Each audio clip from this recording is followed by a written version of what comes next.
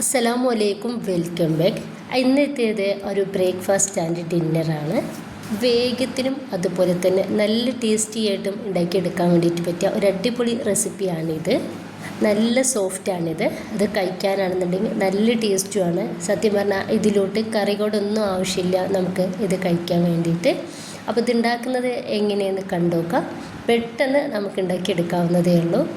അപ്പോൾ നമുക്ക് വീഡിയോയിലേക്ക് പോവാം. വീഡിയോ കണ്ടുനോക്കാം. കണ്ടുകൊണ്ടിരിക്കുമ്പോൾ നിങ്ങൾക്ക് ഇഷ്ടമാവുകയാണെങ്കിൽ നിങ്ങളുടെ എല്ലാ സപ്പോർട്ടും ഉണ്ടാവുക. ലൈക്ക് ചെയ്യാനും സബ്സ്ക്രൈബ് ചെയ്യാനും കമൻറ്റ് ചെയ്യാനും ഒന്നും മറക്കണ്ട. ഇതിലോട്ട് 2 കപ്പ് മൈദ ഇട്ടെടുക്കുന്നുണ്ട്. ഇനിയിപ്പോൾ ഇതിലോട്ട് 1 ടീസ്പൂൺ ഇൻസ്റ്റൻറ്റ് ഈസ്റ്റ് ഇതിലേക്ക് ചേർക്കുകയാണ്. ഇനി നമുക്ക് ഇത് രണ്ടും കൂടി നന്നായിട്ടൊന്ന് മിക്സാക്കി എടുക്കാം. ഇപ്പോൾ ഇതിലോട്ട് ചേർത്ത് കൊടുക്കുന്നത് 2 ടേബിൾ സ്പൂൺ പഞ്ചസാരയാണ്. പഞ്ചസാര കൂടി ചേർത്തെടുത്തതിന് ശേഷം ഒന്ന് മിക്സാക്കി എടുക്കുക. ഇനിയിപ്പോൾ നമ്മളിതിലേക്ക് ചേർത്ത് കൊടുക്കുന്നത് ഒരു കോഴിമുട്ടയാണ്.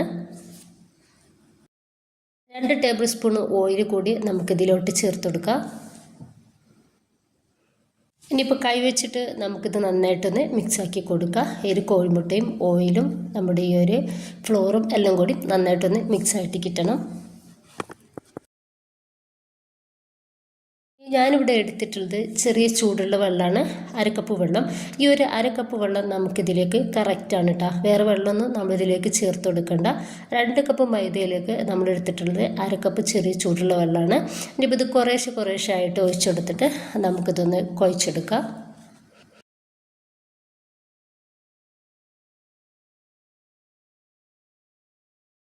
ഒരു 5 മിനിറ്റെങ്കിലും നമുക്കിത് നന്നായിട്ടൊന്ന് കുഴച്ചെടുക്കണം. ഞാനൊരു 5 മിനിറ്റോളം കുഴച്ചെടുത്തിട്ടുള്ള നമ്മുടെ ഒരു മാവ് നല്ല സോഫ്റ്റ് ആയിട്ടുണ്ട്. ഞാനിതുപോലൊരു കുറച്ച് വലിപ്പമുള്ളൊരു പാത്രമാണ് എടുത്തിട്ടുള്ളത്. അതിലടിയിൽ കുറച്ച് ഓയിലൊന്ന് തേച്ചെടുത്തിട്ടുണ്ട്. അതിലേക്ക് നമ്മുടെ ഒരു ഡോ വെച്ച് കൊടുക്കുക.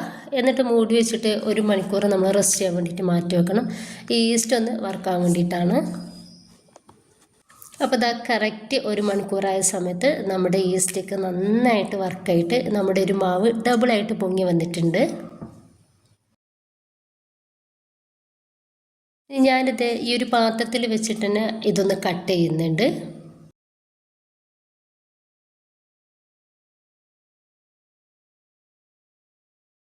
അതിന് ശേഷം ഞാനിത് ചെറിയ ബോൾസുകളാക്കിയിട്ട് ഒന്ന് മാറ്റിയിട്ടുണ്ട്. ഇപ്പം ഞാനിവിടെ 2 ഉരുളക്കിഴങ്ങ് ഇതുപോലെ ഒന്ന് ഉപ്പിട്ടിട്ട് പുഴുങ്ങി ഉടച്ചെടുത്തിട്ടുണ്ട്.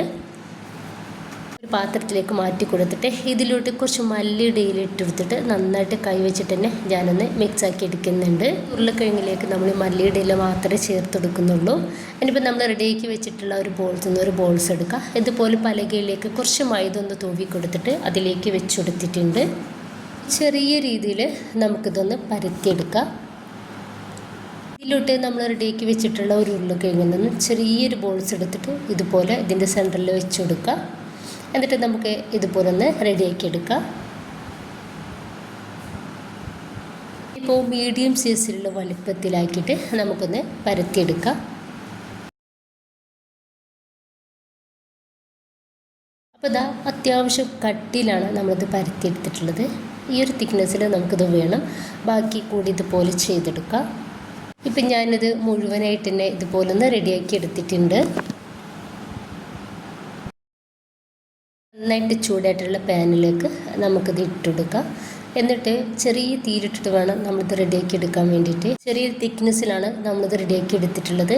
അപ്പോൾ സൈഡും ഉള്ളൊക്കെ നന്നായിട്ട് പോവായിട്ട് കിട്ടാനുണ്ട്. അപ്പോൾ ചെറിയ തീയിലിട്ടിട്ട് റെഡിയാക്കി എടുക്കാം.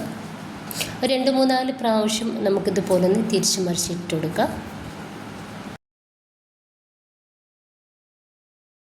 2-3-4 പ്രാവശ്യം നമുക്കിത് തിരിച്ച് മറിച്ചിട്ടെടുക്കാം. ഇപ്പോൾ ഇത് നന്നായിട്ട് പൊങ്ങി റെഡിയായിട്ട് കിട്ടിയിട്ടുണ്ട്. അപ്പോൾ നമുക്കിത് ഇനി പാനിൽ നിന്നും ഒന്നെടുത്ത് മാറ്റാം. ഈ രീതിയിൽ തന്നെ നമുക്ക് ബാക്കി കൂടി ചെയ്തെടുക്കാം. അപ്പോൾ ഇത്രയേ ഉള്ളൂ. ഞാനിത് എല്ലാതും ഒന്ന് റെഡിയാക്കി എടുത്തിട്ടുണ്ട്. ഭയങ്കര സോഫ്റ്റ് ആയിട്ടാണ് ഇതിരിക്കുന്നത്. ഇത് 2 എണ്ണം മതി നമുക്ക് അത്യാവശ്യം ഒരാൾക്ക് കഴിക്കാൻ വേണ്ടിയിട്ട്. അപ്പോൾ ഇത് കാണുമ്പോൾ തന്നെ നിങ്ങൾക്ക് മനസ്സിലാവുന്നുണ്ടാവും നല്ല സോഫ്റ്റാണ്. ഇതിൽ നമ്മൾ ഉരുളക്കിഴങ്ങ് പുഴുങ്ങിയത് ഇട്ടത് കൊണ്ടിട്ട് തന്നെ നമുക്ക് കറിയോടൊന്നും ആവശ്യമില്ല, കറി ഇല്ലാണ്ട് തന്നെ കഴിക്കാം. കറി ഉണ്ടെങ്കിൽ ഒന്നുകൂടി നല്ല ടേസ്റ്റ് ആയിരിക്കും. അപ്പോൾ ഇത്രയുള്ളൂ, എല്ലാവരും ട്രൈ ചെയ്ത് നോക്കുക. ഇഷ്ടമായിട്ടുണ്ടെങ്കിൽ സപ്പോർട്ടൊക്കെ ഉണ്ടാവുക. ഇൻഷാ അല്ലാഹ്. ഓക്കെ.